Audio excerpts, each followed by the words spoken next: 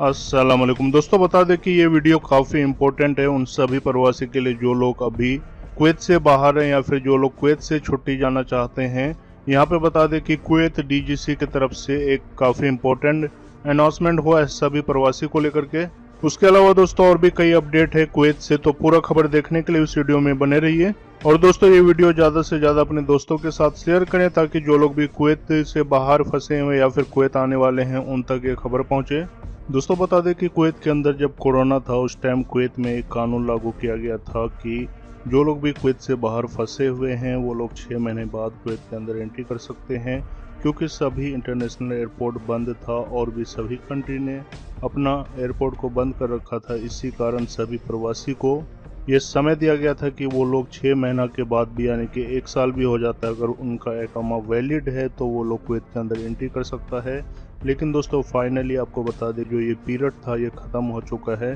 Kuwait और ministry की तरफ से अनाउंसमेंट किया गया है कि कुवैत का भी जो हालात है बिल्कुल नॉर्मल है और फ्लाइट वगैरह चलना शुरू हो गया है। इसीलिए दोस्तों ज़रूरी है कि जो भी प्रवासी कुवैत से बाहर हैं वो 6 महीने के अंदर कुवैत के अंदर एंट्री कर ले।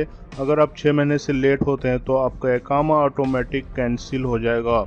दोस्तों काफ़ी इम्पोर्टेंट मैसेज है उन सभी प्रवासी के लिए जो लोग भी बाहर हैं कि उन्हें कुवैत के अंदर 6 महीने से पहले एंट्री कर लेना है, चाहे 1 दिन पहले करें या फिर 1 वीक पहले करें, लेकिन आपको 6 महीने से पहले एंट्री करना है।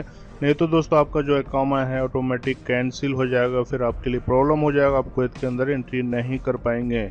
दोस्तों ये खबर काफ़ी इम्पोर्टेंट है, इसीलिए सभी दोस्तों के पास शेयर करें ताकि जो लोग भी छुट्टी गए हैं वो लोग दोबारा से समय के साथ कुवैत में एंट्री कर सकें। कुवैत से अगली अपडेट दोस्तों बता दें कि मिनिस्ट्री ऑफ हेल्थ कुवैत के द्वारा बताया गया है कि कुवैत के अंदर जो जमैया है कोऑपरेटिव जहां पे वर्कर काम करते हैं उनके अलावा और भी, जैसे कि दोस्तों पहले भी एक कैंपेन शुरू किया गया था कुवैत के अंदर, अभी दोबारा से ये कैंपेन शुरू कर दिया गया है।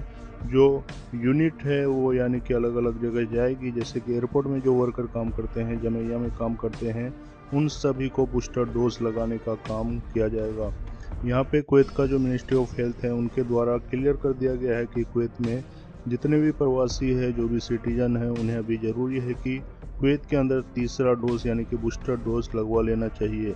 और साथ ही में दोस्तों बता दें कि पिछले दिन कुवैत के अंदर जो कोविड-19 का केस है वो काफ़ी ज़्यादा था, तकरीबन 81 नया केस आया था, जिसके कारण कुवैत डीजीसी की तरफ से बताया गया है कि जो लोग भी अगर जमैया में जाते हैं, मार्केट में जाते हैं, तो उन्हें मास्क लगाना चाहिए और सभी गैदरिंग से ध्यान रखना चाहिए।